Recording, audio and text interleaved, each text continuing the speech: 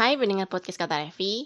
Di hari ketiga ini saya akan membahas mengenai kenapa penulis atau kalian yang sekarang tidak jadi penulis pun harus punya boundary gitu ya. Saya pernah punya klien yang bermasalah dengan partner bisnis. Jadi klien di private mindset shifting ini bilang dia sering ketemu sama partner bisnis yang bermasalah soal duit. Padahal awalnya baik, tiba-tiba kelihatan banget kalau mereka nggak amanah atau tidak mau memenuhi kewajiban dalam pembayaran dan lain-lain. Lalu klien kedua, seorang penulis juga, curhat gitu, Kak Revi, saya tuh udah sering banget ketemu klien yang susah banget kalau mau dimintai pembayaran.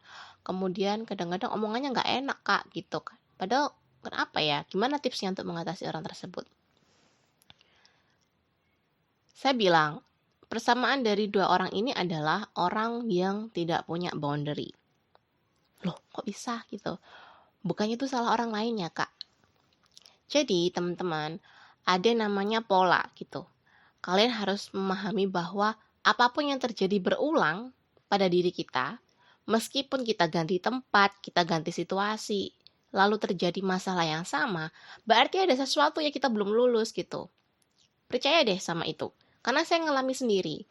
Sebelum saya menyembuhkan fobia leadership saya gitu ya. Saya tuh punya fobia dulu namanya leadership. Saya tuh sangat takut dengan menjadi seorang pemimpin atau dikasih tanggung jawab untuk mengelola sesuatu. Dan saya juga punya trust issue sama teman gitu kan. Jadinya walaupun saya berusaha dan belajar sekalipun hasilnya jadi nggak maksimal gitu. Akhirnya singkat cerita setelah saya berusaha untuk memperbaiki fobia saya ya di tahun 2017-2018 setelah saya aktif bekerja, akhirnya ya saya mulai berani gitu untuk memiliki tanggung jawab dan berani untuk bisa lebih percaya gitu sama tim saya sendiri. Dan ini efeknya saya bisa menjadi seorang mentor dan membuat workaholic class. Efeknya jauh berkembang. Ketika saya menolak untuk berusaha menjadi atau memperbaiki leadership saya, justru di saat itulah saya dikasih tanggung jawab terus-menerus, seperti diminta untuk jadi ketua OSIS, kemudian diminta jadi ketua acara festival saat kuliah. Padahal itu saya nggak pernah minta gitu, saya nggak pernah menunjukkan untuk berminat menjadi seorang ketua dan lain-lain. Dan ini membuat saya stres. Sekarang setelah leadershipnya sembuh, ya kalau memang saya diminta untuk bukan lagi diminta sih, saya malah memberanikan diri untuk menjadi seorang mentor dan lain-lain, terasa lebih ringan gitu. Dan udah nggak masalah sih kalau memang saya bisa gitu. Saya akan berusaha untuk memandu kalau mau jadi mentor. Nah ini, makanya saya percaya bahwa sebenarnya kalau ada hal yang berusaha kita hindari dan jauhi, maka hal itu akan terus menguji kita sampai kita lulus, sampai kita belajar. Sama halnya sama kamu yang gak punya boundary. Kalau kamu menjadi orang yang gak punya boundary, kamu selalu iya aja sama orang lain, ini akan mengundang manipulator. Secara energi gitu mereka akan juga tertarik untuk berusaha memanfaatkan kamu yang gak punya boundary. Akhirnya dua klien saya tadi berusaha untuk memperbaiki boundary mereka. Yang pertama tadi yang sering bermasalah gitu ya, ketemu sama partner bisnis yang gak amanah, akhirnya dia belajar untuk melihat bahwa memang di dunia ini gak semua orang itu harus kita kasih kepercayaan 100%. Walaupun casingnya bagus, kelihatan rapi, alim, kita juga harus berhati-hati sama orang yang baru kita kenal gitu kan. Akhirnya si klien saya yang pertama tadi sadar sih, dia punya kesalahan dalam menilai orang gitu. Dia cuma menilai mungkin dari orangnya lembut dan lain-lain. Dia tidak berusaha mengenal dulu sebelum bekerja sama dengan seseorang. Karena orang itu semuanya akan kelihatan aslinya ketika diberi kekuasaan atau diberi amanah, terutama dengan uang gitu kan. Alangkah baiknya sebelum bekerja sama dengan seseorang, kita harus melihat orang itu dengan sangat detail, tanpa ada tendensi terlalu menilai positif. Ya bukan berarti kita harus negative thinking sih sama orang lain. Kita cuma perlu waspada dan netral gitu dalam memandang seseorang.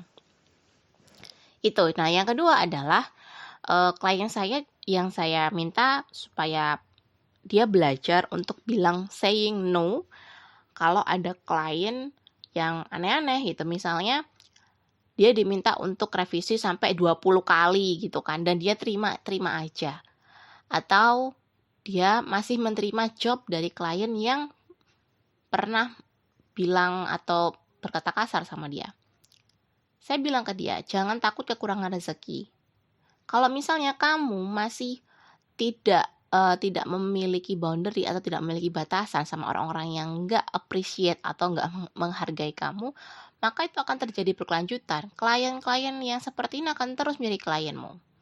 Dan alhamdulillahnya dia mulai sadar dan dia mulai tegas gitu. Kalau ada klien yang tidak amanah, dia akan terus meminta pembayarannya sampai dibayar.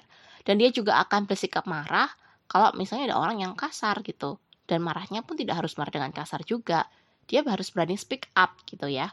Kalau misalnya ada orang yang tidak menghargai dia. Disinilah baru dia ketemu klien yang lebih baik lagi secara bertahap. Jadi kalau sekarang kamu ketemu klien-klien yang jelek, entah sebagai seorang content writer atau pekerja kreatif lainnya, atau mungkin di dunia bisnis, maka ada hal yang perlu kita telaah lagi dan telusuri lagi. Mungkin boundaries kita yang jelek.